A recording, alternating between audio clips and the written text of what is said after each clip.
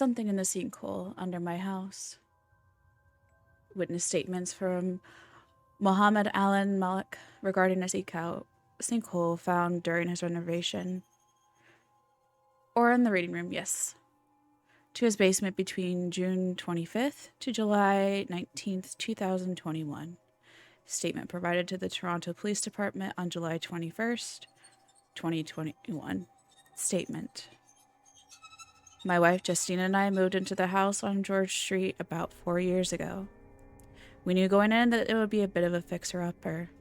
I mean, in this market, what else are you going to get? But it was our first home together. Our real first home. And it could have been a complete shithole, and I still would have seen it as a palace. Thank you for the lurk, Jenner. We started the repairs as soon as we moved in. There was a lot to be done. We had to replace the windows, we redid the bathroom and the kitchen, and replaced some of the flooring. The basement wasn't exactly a high priority for me at the time. It was more of a project I figured I'd tackle when we had more money and time. At the time, we really only used the basement for storage anyway. That's where we would have put all the boxes we couldn't be bothered with to unpack, or the things we didn't need year-round. Seasonal decorations, the cushions for the patio furniture, the canopy for the gazebo, and other stuff like that. I did eventually plan to fully finish the basement and turn it into a rec room with only a section off to the side for storage. But as life went on, that just got pushed lower and lower on my list of priorities. Justine got pregnant, so I focused more on the baby and my actual 9-to-5 to make sure we were in a good place financially. We slowly down the renovations since the big ones were done. I put a little money aside for each paycheck for the basement, but I didn't pay that much attention to the growing nest egg I had until recently when I realized I had blown past my savings goal a couple months back. I figured since I have the money and our son Darius was getting older now, it was finally time to get around to actually finishing the basement. So that's exactly what I did. Hello, SCP. I built up some new walls to give the basement a couple different rooms. One was a living room, one was an office.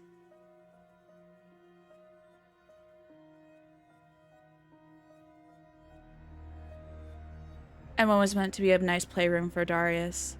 And the last one was just for storage. I got all set up just fine and started on the floor next. I was just about done with the living room and had been moving furniture down there when I found out about the sinkhole. My friend Salem and I had been in the middle of moving furniture when the ground crumbled.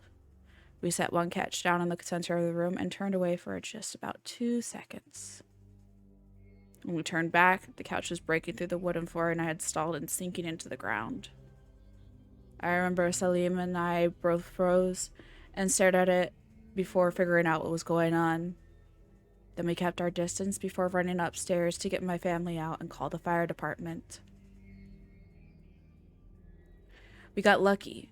It wasn't a very big sinkhole, maybe about 4 or 5 feet across at most, and the rest of the house was still relatively structurally sound. Still, I don't know how the hell I missed it. I mean, there had to be some sort of warning, right? Some sign that the concrete was unstable? I mean, shit. What if it gave while I was standing on it or something, or worse, while Justinia or Darius were standing on it? We spent the next few days at our hotel until it was concluded that we were safe to go back into the house. I guess it was really only impacting a small area under the floor of the basement. The rest of the foundation was miraculously not damaged. I was told that so long as I got it handled immediately, we should be fine. I took that as great news. I mean, this was every homeowner's nightmare. But it was better than finding out your house was so fucked up that it was past livable, right? I hired a contractor to get the thing filled in. He was a family friend, and I trusted him to get the job done right and fairly inexpensively. He was... Hello, Phaetonics. Welcome to the library. Grab a book, grab some tea, hot chocolate, and settle on in. He was booked pretty solidly until the end of July, early August. Not ideal, but I figured I could tolerate the giant hole in my basement until I had time to get him in. Until my guy could get to it, I covered it with a piece of plywood and told my son not to play downstairs. Now, about a week after the sinkhole had opened, Salim and his family were over for dinner. Hello, Serpent. How are you doing? Oh, I'm glad you enjoyed it, Faye. Now, about a week after the sinkhole had opened, Salim and his family were over for dinner. We were having a barbecue out back, and we got to talking. I guess his kids had been asking to see the sinkhole. And we were under the impression that they would be allowed to go inside. Kids, right? Well, we're seeing. Well, obviously neither of us were going to put his kids in a sinkhole, but I guess their question had gotten him curious about just what was in there. I told him it was probably just dirt, but he still wanted to go in and take some pictures, just to show them to his kids. After a while, I figured I might as well just let him. Maybe we could get my old couch out while we were at it. I mean, it was a good couch. I didn't really want to lose it if I could help it. So Salim and I went downstairs and removed the plywood covering. The sinkhole didn't look that deep, maybe about 6 to 8 feet. You wouldn't want to go down there without a way out, but we figured we could make it work. I got a ladder from the garage to put in the hole and sent Salim down first. The couch hadn't been that heavy, so I figured that maybe we could get some rope around it, and between the two of us, we could push and pull it back up. Salim went down the ladder and I tossed the rope to him. But when I looked down, he was just looking around the sinkhole with this look of awe on his face. He kept telling me that I had to come down and see it for myself. The couch could wait. I couldn't imagine what was down there to grab Salim's attention like this, so I climbed down the ladder. He was right. I had to see it for myself. I've seen pictures of sinkholes online. The walls are usually just made of dirt, not smooth stone blocks, and normal sinkholes definitely don't have pictures in them. Salim had taken out his phone and was shining the light on the stone walls. And some sort of faded paint or dye, someone had drawn crude images of people that were a little different than stick figures. In the image, they all seemed to be running from something. A single man painted in red. Celine said something like this. That's some spooky looking shit, right? Before continuing through the sinkhole, which was a hell of a lot longer than I expected it to be. In fact, the more I looked at it, the more I couldn't help but think it looked more like a tunnel. I looked back up towards the sinkhole. Where the sinkhole had opened, there were smooth chiseled stones in the ceiling. Although some of them had been fallen away near the edges of the hole, I could see the broken remains on the floor beneath my couch.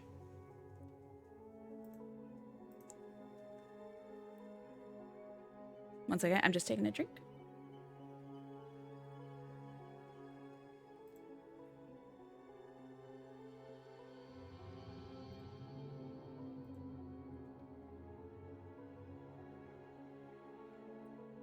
They probably came loose over time and fallen down, exposing the floor of my basement as they did. This wasn't a sinkhole. This was something else. Aw, thank you, Faye. Salim was keeping his flashlight on the images painted on the stone walls. Most depicted the red man attacking people, standing over them, and seemingly tearing at them. I turned on my own flashlight to look around.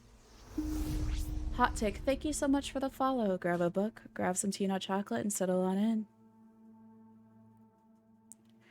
I turned on my own flashlight to look down and see if I could find the end of the tunnel. In one direction, there was just darkness as far as I could see. I could imagine how far down it went. In the other direction, though, I saw what looked like some sort of ending. Salim saw it too. Slowly, we made our way down the tunnel, getting closer and closer to the end we could see. As we drew near, I began to realize that what was looming before us was a stone door. At some point, long ago, it had probably been red, but the paint on it was faded in all but a few places. Salim got there first and took some photos of it on his phone. I think he even recorded some videos.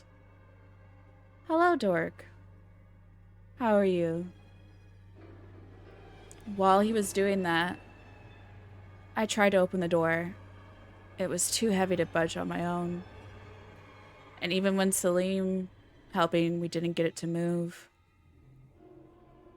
I'm doing good. I'm enjoying some spooky times. I'm excited. My model's ready. My model's all ready and done. But I must be patient. I must behave.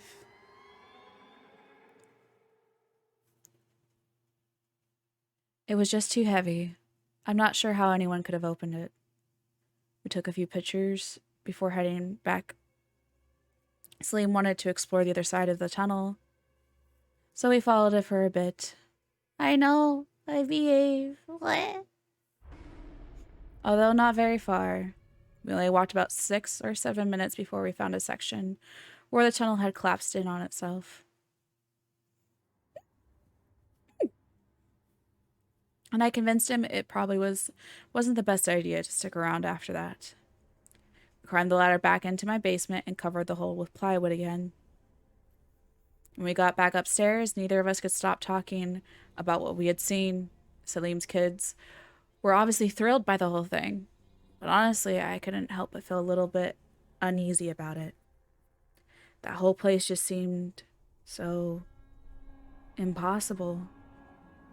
Like we just lived outside Toronto, Canada. If you're not a loco, this part of the world isn't exactly known for its ruins. I showed my wife some of the pictures we had taken that night as we talked about what to do. Neither of us were exactly sure what to do when you found some weird archaeological shit in your basement, but we knew we had to call someone.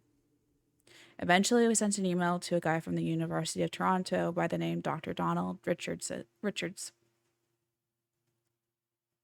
He was one of the professors on one of the anthropology programs there. We figured that maybe he could make sense of just what the hell we were looking at, and the morning after we sent the email, Dr. Richards had sent us a reply. Hi, Mohammed and Justine.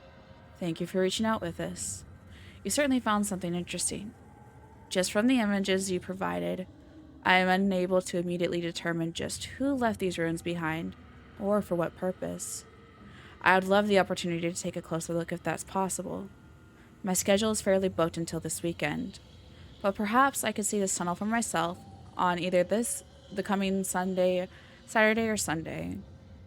I'd love the opportunity to document it before you seal it up again. Sincerely, Donald. I told him that Saturday would just be fine. This week sort of carried on uneventfully for the most part after that.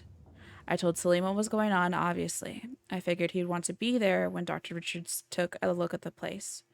Justine seemed to just want to get the whole thing over with, and really, I couldn't blame her. Neither of us wanted to go down to the basement. I guess it was just my imagination running away with me, but I didn't really want to be alone with that sinkhole.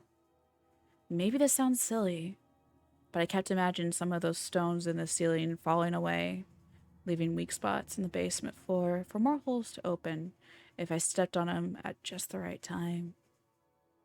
Honestly, until the whole space beneath my house was filled in, I wanted to spend as little time in the basement as possible, if for no other reason than my own safety. Why are you running? Why are you running? When I started hearing noises downstairs, though, I had to investigate. It was pretty late at night when I first heard them. I had gone to bed a little early and woken up just past midnight. I couldn't get back to sleep, so I figured I'd get up, have some water, and watch some TV. I was in the kitchen pouring myself a drink and debating nuking some leftovers when I heard it. A faint, distant. Yes, we do have a run redeem. I am sorry. It was perfectly timed, though. A faint, distant scratching came from somewhere in the house, like an animal moving around. I'd stopped for a moment to listen. It was hard to tell exactly where it came from at first, but I knew it was inside the house. It had to be. I checked the living room and even got to the back door to look outside. Nothing.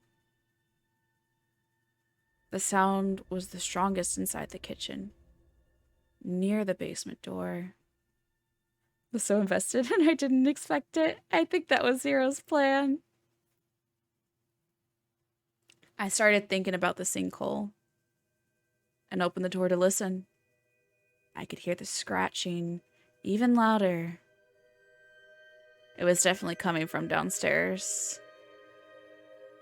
Slowly, I started ascending the steps, stopping on the last one out of an admittedly childish fear of the floor collapsing under me. The lights of the basement were off, but I could hear the scratching. And in the low light from the kitchen, I could see the plywood I put over the hole in the floor. There was movement coming from under it. The sound of something scraping against the stone walls down there. I stared for a few moments, eyes narrowed as I listened to it moving around. The scrapping came and went. But it was there. Something was down there. An animal, maybe? It wasn't exactly crazy to suggest that there might be some rats, or even raccoons down there. I didn't know a lot about animals, but I could have sworn that was ever down there sounded like something bigger. But if there was anything that big down there, Salim and I would have definitely noticed it. I stared at the plywood for a bit before deciding, for the sake of security, I would reinforce it a bit. I turned the lights on, braved the treacherous basement floor for a few moments to grab some things we'd already put down there and pulling them to weigh down the edges of the plywood. The scratching in the tunnel beneath seemed to pause when it heard me moving around. I assume I probably scared whatever it was off. Once I was confident that an army of raccoons wasn't going to break through the plywood and invade my basement, I shut the lights off and headed back upstairs. As I closed the door behind me again, I was already hearing the scratching noise. It sounded just a little bit different this time. Maybe it was just my imagination, but I could have sworn it sounded like something was scratching at the plywood itself this time. I told Justine about the scratching I heard the next day, that we probably needed someone to capture or kill whatever was down there before we filled it in. She hadn't exactly been thrilled by the news, since that would probably going to be another expense, but at least she knew. As the week went on, I heard scratching a few more times from the tunnel under the basement.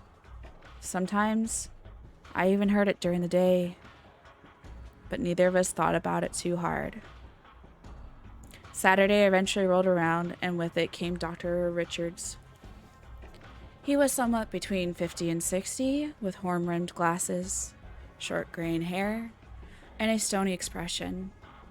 He greeted us warmly when he arrived, and we sat down for a few minutes to talk about how we had came across the tunnel. I watched him taking notes on a little notepad as we spoke. After a few minutes, he asked if he could see the tunnel, and I told him he could. Salim and I led him to the basement and pulled the things I used to raise the plywood down off. I told Dr. Richards that I heard movement inside and thought there might be rats or something down there. Just a friendly warning. When they finally pulled the plywood off, Salim got the ladder we used the other day, and we put it down into the tunnel. I went down first, followed by Dr. Richards, and finally, Salim. We brought some lanterns with us to light up the cavern a little bit better than our phones had. The light seemed to shine off the smooth stone walls. When he got his first look at it, Dr. Richards had stared at it with a look of wonder on his face. He looked as if he was setting his eyes upon the Holy Grail. I got the impression that he might not have fully believed what we found up until then. But now that he was seeing it for himself, he absolutely believed. Dr. Richards spent the first several minutes looking over the faded paintings on the wall, filming it with a handheld recorder and taking pictures. At one point, Salim asked him, "Do you know what this is?" Dr. Richards had looked back at him and told us that he wasn't entirely sure.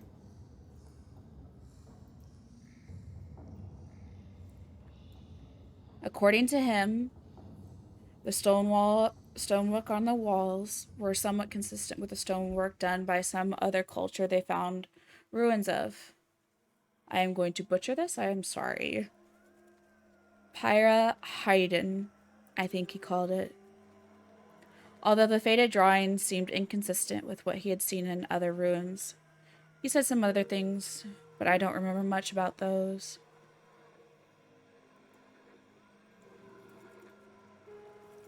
After a while, we offered to show him the large stone door we found, and Dr. Richards had enthusiastically told us to lead on.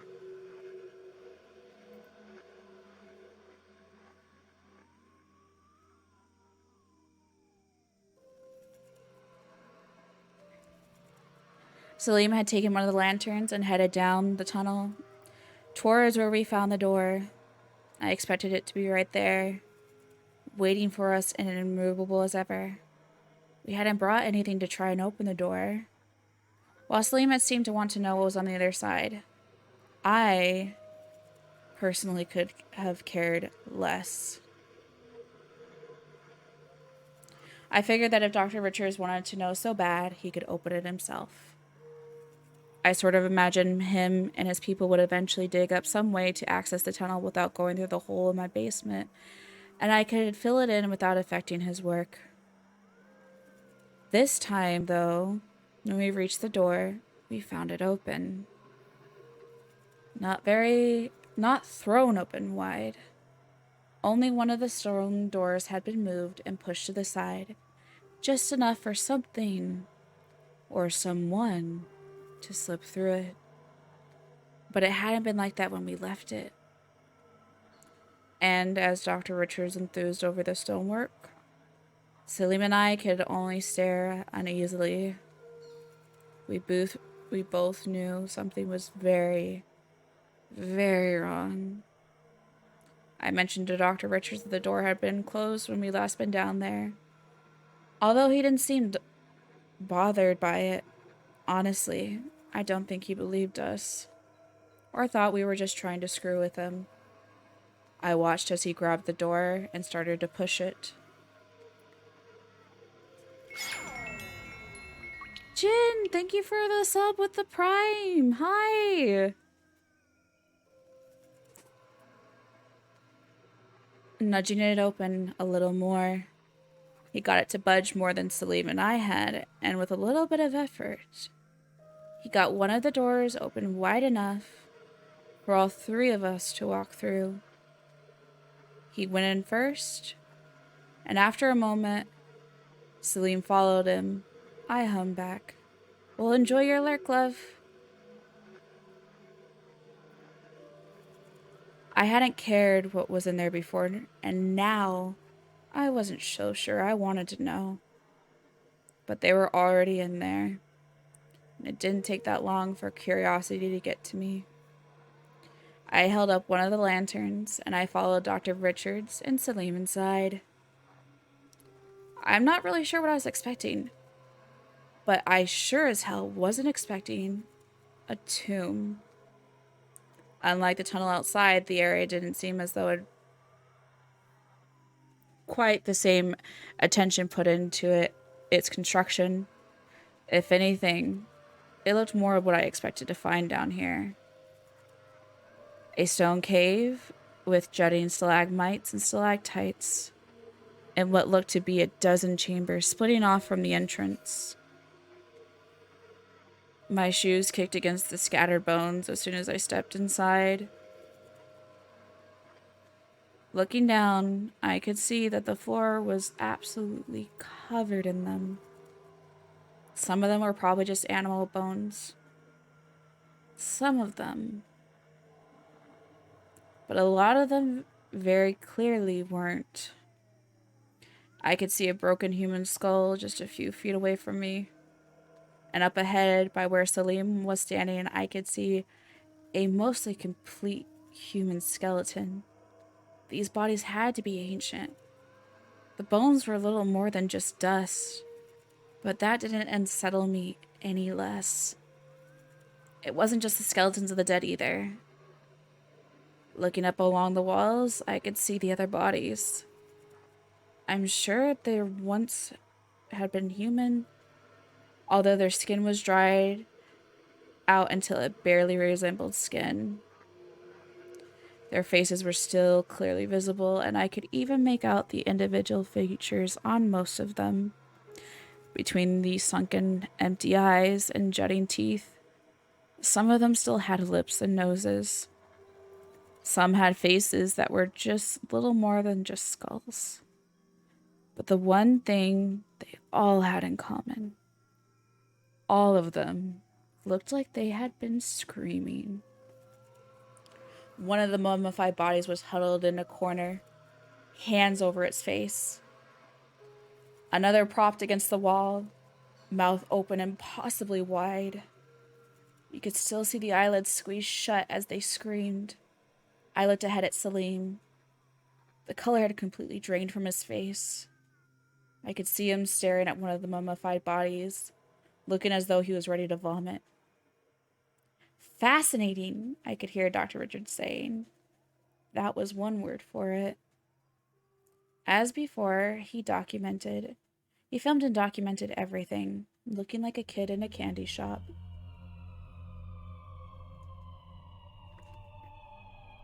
Meanwhile, I could barely stand sight of what I was looking at. It turned my stomach. I couldn't stay. I only made it a few feet into the tomb when I turned back. Dr. Richards had been exploring one of the side passages when I left. I could hear Salim approaching me from behind, coming to check on me. I told him that I was going to head back up. He said that he would get Dr. Richards and we could all go back together. I watched him dip back into the cave and just looked away from it, starting back down the tunnel. I could see the distant light from the hole in the ceiling up ahead. It wasn't that far away. Just a couple of minutes and I'd be home again. I'd never have to go back down again. If Dr. Richards wanted to explore this nightmare, then he was more than welcome to it. As I stared down the tunnel, though, I could have sworn I saw something staring back at me. It was hard to tell in the low light, but I could have sworn I saw a face looking at me from the darkness, near one of the walls. It might have been a human face? Maybe? Although it looked a little too gaunt and too red. I blinked and squinted to try and get a better look. When I tried to focus on it, it was gone. I looked back towards the door to the cavern to call up to Selim to hurry up. And as I did, I heard the ladder we'd set at the mouth of the cave fall. When I looked back, it was lying on the ground. I stared at it for a moment. There was no way that ladder should have fallen over.